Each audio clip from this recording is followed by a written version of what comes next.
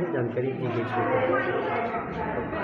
माँ का जो गर्भ है वो मात्र एक ऑर्गन नहीं है, वो अनजन्मे शिशु का एक दैविक स्कूल है, एक पाठशाला है, जहाँ 9 महीने में 90 वर्ष का कार्य किया जाता है। माँ के गर्भ में 80% ब्रेन डेवलपमेंट हो जाता है।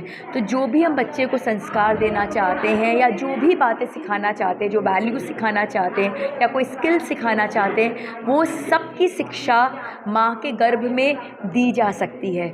और इतिहास के पन्ने जब हम पलटेंगे तो ऐसे अनगिनत एग्जाम्पल्स हैं हमारे सामने हैं। अगर अभिमन्यु का एग्जाम्पल हम लें, कैसे माँ सुभद्रा सुन रही थी चक्रव्यूह में सुनने की कहानी, और सुनते सुनते उन्हें नींद आ गई, तो अभिमन्यु ने आधा सीखा कैसे हम चक्रव्यूह में सीखते हैं। वही हम रानी मदलसा को अगर देखते हैं तो रानी मदलसा ने जब ठाना कि भाई मेरा जो बच्चा योगी होना चाहिए, तो उन्होंने पूरे 9 महीने बहुत योग किया और एक योगी पुत्र को जन्म दिया।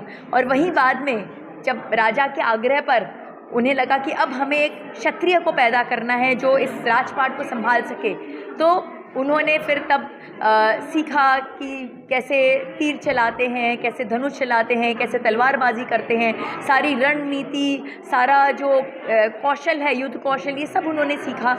और उन्होंने तब एक बहुत तेजस्वी पुत्र को जन्म दिया जो आगे का जो राजपाट वगैरह संभाला। तो इस तरह से शिवाजी महाराज का अगर हम एग्जाम्पल लें, हम भक्त प्रहलाद का एग्जाम्पल लें, वो तो सबसे ज्वलंत एग्जाम्पल है कि एक जेनेटिक री इंजीनियरिंग हो सकती है गर्भ में, जेनेटिक म्यूटेशन हो सकता है कि किस तरह से एक दैत्य का, एक दानव का पुत्र इस पूरे विश्व का, ब्रह्मांड का सबसे परम भक्त पैदा हुआ, क्योंकि उनकी माँ ने नारद मुनि के आश्रम में जाकर पूरे गर्भ के समय पर उन्होंने बहुत ध्यान साधना की, बहुत अच्छे संस्कार अपने गर्भ को दिए और उन्होंने भक्त प्रहलाद जैसे पुत्र को जन्म दिया। तो गर्भावस्था जो है वो बहुत इम्पॉर्टेंट अवस्था है और इसको बहुत ध्यान देने की ज़रूरत है, क्योंकि सिर्फ एक बच्चे का जन्म नहीं हो रहा है, उस बच्चे के रूप में एक परिवार, एक समाज और एक देश, उसका और पूरे विश्व का जो भविष्य है वो निर्भर कर रहा है। तो सभी माँओं को और माँओं के साथ में जो उनका पूरा परिवार है, क्योंकि दायित्व सिर्फ माँ का नहीं है अपितु पूरे परिवार का है, कि पूरा परिवार मिलकर एक गर्भवती माँ की खूब ख्याल रखे और उसे बहुत अच्छा पोषण दे, उसके आचार विचार व्यवहार सब पर बहुत अच्छा ध्यान दें। यहाँ स्थानीय एक कदम संस्था को, मलय जैन को, उनकी पूरी टीम को, जो एक बहुत ही नेक उद्देश्य को लेकर, ऊंचे उद्देश्य को लेकर इतना सुंदर कार्यक्रम गर्भ ज्ञान विज्ञान पर उन्होंने आयोजित किया है। वैसे ये जो ज्ञान विज्ञान है वो आज का नहीं है। मैं आपको बता दूं, आज से 4 से 5 हज़ार वर्ष पूर्व महर्षि पिप्लाद ने गर्भोपनिषद में इस पूरे के पूरे कंप्लीट एम्ब्रियोलॉजी को साइंटिफिक एविडेंसेस के साथ दे दिया है। लेकिन आज तो मॉडर्न मेडिकल साइंस इस पर रिसर्च कर रहा है और अपने रिसर्चेस को ऐड करके युवा पीढ़ी के सामने प्रस्तुत कर रहा है, ताकि ये वाइड रूप में, विस्तृत रूप में सभी लोग इसे स्वीकार कर लें। निश्चित तौर पर जैसा कि डॉक्टर सोनल जैन ने बताया कि 9 महीने का जो समय होता है ये बच्चे की पाठशाला होती है, लेकिन इसके साथ परिवार और समाज का बहुत बड़ा दायित्व होता है, क्योंकि माँ के जो जीन्स होते हैं इसके द्वारा बच्चे में जो आचार विचार व्यवहार और ये सारी चीज़ें जो ट्रांसफ़र होती है, कई बार जेनेटिक बीमारियों और जेनेटिक कुछ अच्छे संस्कार भी ट्रांसफ़र होते हैं, लेकिन गर्भ संस्कार की ज्ञान विज्ञान के अंदर वो ताकत है कि इस जीन्स को स्विच ऑन और स्विच ऑफ भी कर सकता है। कैसे?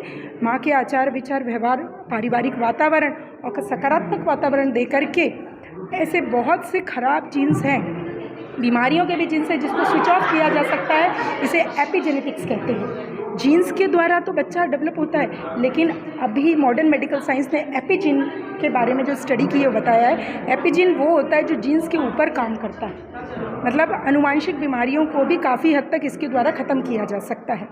और हम गायत्री परिवार के अंतर्गत पिछले कई वर्षों से केवल गर्भ संस्कार नहीं 16 संस्कारों पर काम कर रहे हैं। और मैं आपको बता दूं कि इसी वर्ष 3-4 जनवरी को बेमेतरा के छोटे से ग्राम सिलघट में हमने गर्भ संस्कार का विश्व रिकॉर्ड बनाया है। उस विश्व रिकॉर्ड में पूरे विश्व में सर्वाधिक गर्भवती बहनें वहाँ इकट्ठी होकर के उनका सामूहिक गर्भ संस्कार कराया।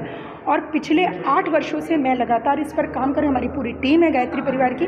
और इस वक्त हज़ारों गर्भवती बहनें हमारी व्हाट्सएप ग्रुप से जुड़कर, इवन अब प्लानिंग फेज़ की बहनें व्हाट्सएप ग्रुप से जुड़कर पूरे 9 महीने गर्भ ज्ञान विज्ञान के जो उसका जो साइंस है, उसके रूल्स हैं, उसको फॉलो कर रही हैं। और पिछले 8 वर्षों से काम करते हुए जिनके बच्चे हुए हैं, अभी गर्भ संस्कार को फॉलो करके उन बच्चों के टेस्टिमोनियल वीडियोस भी हमारे पास उपलब्ध हैं। वो यदि आप देखेंगे तो आप दंग रह जाएंगे कि वो बच्चों में इतने ज़्यादा परिवर्तन हमने देखा है कि उनके संस्कारों का और उनका जो मानसिक शारीरिक विकास है वो बहुत तेज़ी से हो रहा है। और हम केवल बच्चे के शारीरिक ही नहीं, उसके मानसिक, आध्यात्मिक, सामाजिक और भावनात्मक ये सारे स्वास्थ्य का निर्माण गर्भ से कैसे करें, इसके ऊपर काम कर रहे हैं। जी, मैं रूपाली गांधी, गर्भ ज्ञान विज्ञान गर्भ संस्कार की स्टेट कोऑर्डिनेटर, छत्तीसगढ़ स्टेट के कोऑर्डिनेटर, गायत्री परिवार की सदस्य हूँ और एक कदम संस्था के साथ मिलकर भी अभी काम कर रहे हैं। का कार्यक्रम है गर्भ।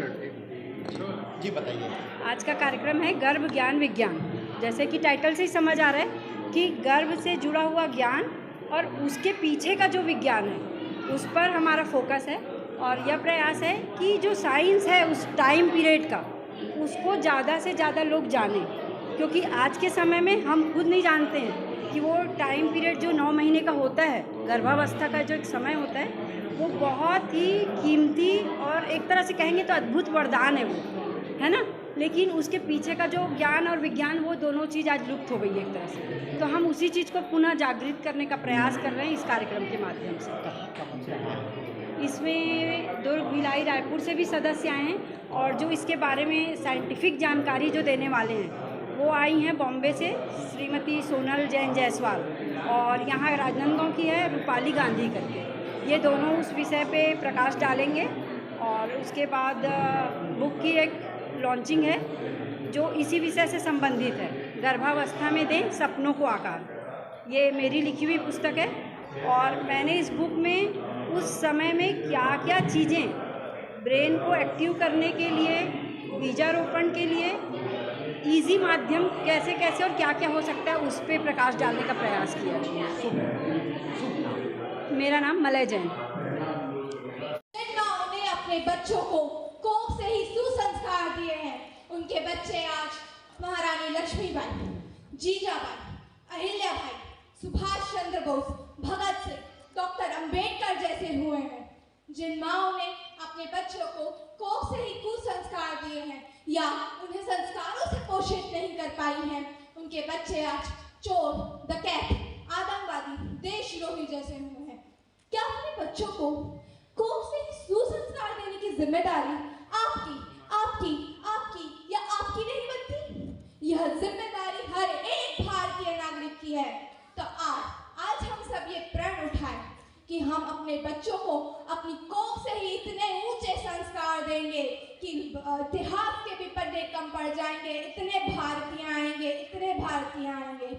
ऐसी संस्कार जब तक वो दोनों जीवित रहेंगे तब तक मैं संन्यास जीवन स्वीकार नहीं करूंगा। और उन्होंने ऐसा ही किया। 28 साल तक, 30 साल तक वो संसार में रहे, लेकिन जब तक माता पिता जीवित रहे उन्होंने संन्यास नहीं लिया, क्योंकि उन्हें याद था उन्होंने माँ की कोख में रहते हुए संकल्प लिया।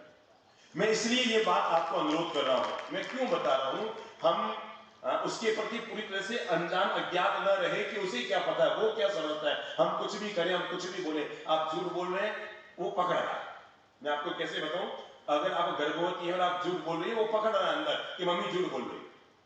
उसकी संवेदन क्षमताएं, बच्चा बाहर आता है ना तो लगभग 4, 5, 6 महीने तक वो ब्लैक एंड व्हाइट दृश्य देखता है, रंगीन दृश्य देख भी नहीं पाता। धीरे धीरे उसकी रंगीन आंखें रंग को पकड़ना शुरू करती है। पहले तो रंग को भी नहीं पकड़ पाती है, लेकिन मैं आपको कैसे बताऊं, माँ के पेट में रहते हुए वो हमारे हर विचार को पकड़ता है, हमारे हर शब्दों को पकड़ता है, हमारे हर मानसिकता को पकड़ता है और उसको खून की धमनियों में जाकर भविष्य जो उसका बनता है। ये मत सोचना कि जन्म मिला नहीं होता और पुराना शरीर को छोड़ के आता है, तो इस समय उसका सबकॉन्शियस अचेतन मन काम करता है।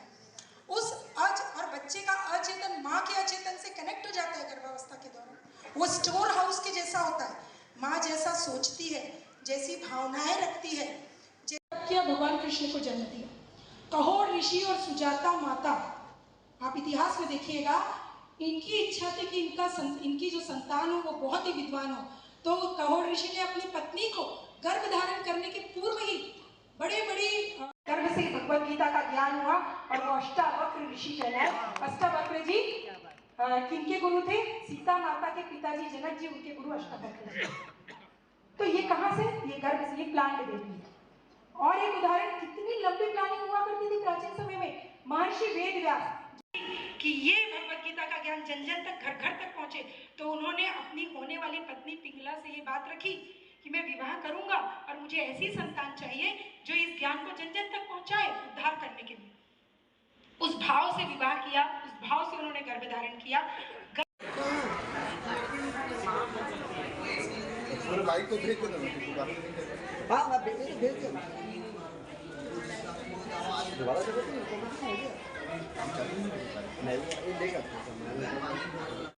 पर उसके पास वो भीतर की आंखें कि वो हर आपकी गतिविधि को निरीक्षण कर रहा है और खुद से जुड़ रहा है। तो कहते हैं भगवान श्री महावीर ने मां की कोख में रहते हुए, मां के पेट में गर्भस्थ अवस्था में रहते हुए ये संकल्प लिया कि जब मैं जन्मा नहीं हूं, उससे संकल्प मतलब एक गर्भस्थ शिशु कितना संवेदनशील हो सकता है, आप बुद्धि लगाइए कि मेरी मां को तकलीफ न हो, इसके लिए वो हिलना गुंदा बंद करता है, वो तो ठीक है, पर मैं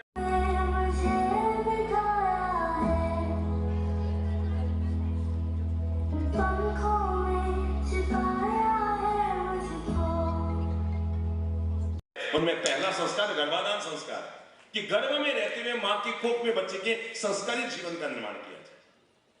तो हालांकि मैं 10 साल का संत बना हुआ हूं, तो बहुत